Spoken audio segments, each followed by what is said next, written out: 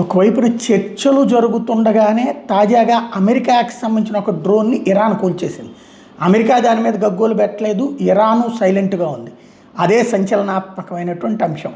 అంటే చర్చలు జరిగే టైంలో వద్దులే అనుకున్నారా ఏంటనేది తెలియదు.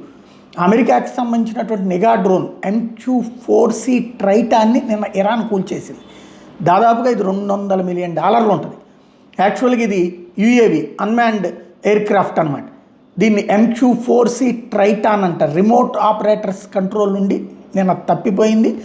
పర్షియన్ గల్ఫ్ మీదుగా 3 గంటల పాటు ఎగిరి చివరిగా హార్ముజ్ జలసంధి మీద నుంచి ఎగురుతూ టెహ్రాన్ వైపుకు వెళ్ళడానికి వంపుగా తిరుగుతున్న టైంలో ఇది కనిపించకుండా పోయింది.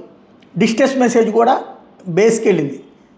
దాంతో ఆగిపోయింది, అది కూలిపోయింది అన్న విషయం అర్థమైంది. అది ఎవరన్నా కూల్చేశారా లేకపోతే అదే పడిపోయిందా అన్నది మాత్రం తెలియలేదు. ఇది కీలకమైనటువంటి అంశం తాజా పరిణామాల్లో.